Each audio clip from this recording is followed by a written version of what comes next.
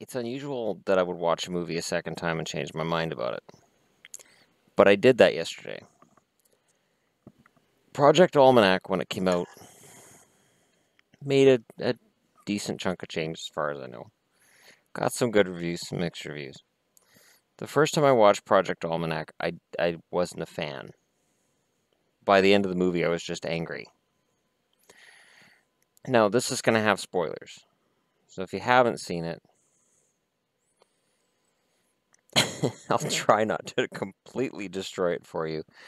But if you have, and you weren't a fan, I'm going to try to describe why I've changed my mind about it. Now, I'm going to acknowledge straight up front the bad things. The 20-minute Lollapalooza shitfest that featured Imagine Dragons being promoted as gods among men is aggravating. Because for 20 minutes, the movie becomes like a Coca-Cola commercial during the summer. It's too bad because they're fucking time traveling. And I know they're teenagers, but you'd think there'd be more of a wow factor. We went back 3 months to be at this concert that happened than there is. There's also so many paradoxes. Oh my god, I lose track of the amount of paradoxes in this movie, and trust me, when I get to the end of this, I am in favor of having this movie in my collection now. Okay. The paradoxes are innumerable. In that, once David, the main character, decides he's going to personally set forth and fix every time they screw up the continuum, they screw up the timeline, it doesn't answer whether he's fracturing reality into extra alternate dimensions or not, but he'd have to be, and here's why. I jump back in time to, say, 1989. I come back to 2016, and the world's a mess. And I go, I have to go back to 1989 and fix that. There's a problem. There's now 3 of me in 1989. There's 16-year-old me, and there's 2 versions of 2016 me. When David jumps back to Lollapalooza to fix what he screwed up, there should have been 2 of them there. And then he goes back to another one. And then there's another problem. He jumped in alone. So, okay, let's just say that when he jumped back the second time, it nullified the first time, though he still has a memory of going back the first time. Shouldn't he have appeared with the others? So he appears with the others how? They don't show that. They don't get into that. It's almost as if the movie directors, creators, whoever made that decision went, this doesn't make any sense. We have to make sure we don't show David appearing at the Lollapalooza concert the second time. Because if he appears away from everybody else, they're going to wonder where he was. And if he appears with everybody else, where did the other him go that bounced back with them the first time? See, the movie unravels itself. And then when he goes back to his 7-year-old birthday party, that doesn't make any sense either. The cops, the biggest flaw to me is this. So his girlfriend runs into herself. The 2 versions of herself cancel her out and make her disappear. Okay, movie, you've got this weird idea. I can understand the time cop, same matter, cannot occupy same space, but the idea that you can't see yourself or you disappear, that's weird. That's really weird. So let's just go with that. This happens. This is a thing, and it happens. And so she disappears. At no point do you see David being questioned about her disappearing. But all of a sudden, the cops show up, guns ablazing. Okay, they don't fire, but they would under that circumstance. They show up as if they've had a tip that he kidnapped her. And he's telling his friend, I didn't kidnap her. Who the fuck said he did? Where in any part of the movie before this does anybody say David kidnapped this girl? I don't even remember her name now. I think there were so many jumps. I think my brain just went. Pff. And I should remember her name. I should. I'll remember it after I'm done the video. After I'm done this review. But then they see him running across his lawn, and if there's 4 or 5 police cars and a police helicopter you hear overhead, and you're on foot running, you're not getting away. But he does. And then they're like, he was seen running towards the school. I'm thinking, really? Because that's not established. Really, he's in trees. How do they know he's going to the school? Since the school shouldn't know that they stole the hydrogen from them. Like, the lapse in logic of that entire cop part is baffling. And then they see him, and again, nobody opens fire. And it wasn't because he was white. It's because the movie doesn't make any sense. If it's a manhunt, and you've got the dogs out, he's not getting away. But he gets away. And he gets the hydrogen, and then he jumps. And because it would be inconvenient to have the cops jump with them, because they're within the circle that they would jump, they get pushed away. Even though at no other point in any jump were people pushed away. Oh, he was in a hallway. No, that's lazy.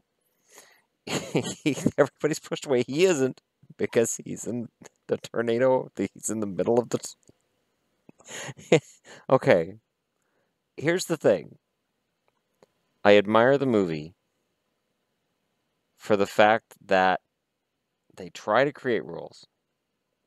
For the fact that the machine, they go, well, it's not strong enough. We're going to add a car battery. We're going to borrow the hot chick's car battery. Because of course we are. Because we don't have access to anything else. That doesn't look suspicious. Then we're going to get hydrogen. Then we're going to David's somehow going to make the machine smaller to fit in the backpack. Then stuff happens. And the movie doesn't try to explain it. Again, they don't show David making the machine smaller. They don't show... Yeah, they don't show any of it. And they don't, because I don't think the writers knew what they were doing either. I think somebody somewhere said, let's have a teenager time travel movie. Now, there are some interesting things in this movie. Girl says, looking at his dad, you guys look almost identical. That doesn't get looked into. And when older David meets with his dad and he's like, oh, you got to say goodbye to your kid, I'm thinking, wait a minute. So I understand he's not trying to change the past. But is there a David is his own father storyline that they thought of and then they abandoned? Because it's like there's something else in that storyline with the 7-year-old party that's not fleshed out. But it's interesting. And when they jump and they do the 24 hours and they jump and they do the cars in the wall, which is never explained. The cars in the wall. Why? Reasons. Could that happen to people? Nope. Why not? Reasons. Didn't you hear where we said reasons? So, it's a movie that has a lot of ambition, and I admire it for its ambition. It works on a relatively low budget, and I admire it for working on a relatively low budget. I admire it for the acting not being crap, which with a crew of that many teenagers, you could definitely have some crappy acting. There isn't enough of, and I don't remember their names now, the Asian character and the sister make out at Lollapalooza, and then it's just sort of forgotten. And it's like, that's an interesting storyline to me, because there's a relationship between those characters, and there's relationships between all these characters that aren't really fleshed out. They take Mr. Obnoxious and spend more time on him getting a Maserati and being a douchebag than they do on the sister, who's drop dead gorgeous and interesting and seems smart, and the Asian guy who seems to genuinely have some kind of on-screen chemistry with her. They're believable as a couple, but they decide the douchebag with the Maserati is more interesting, and having a party in the middle of a school day in the middle of the schoolyard. School's gonna be cool with that. That's gonna be fine. Nobody's calling the cops on that at all. They're too busy showing up for a kidnapping that nobody reported. This really sounds like I'm tearing it apart. But the thing is, it's interesting. And not every movie that's in my collection, my vast collection of movies, is great. Sometimes it's just interesting or it's different.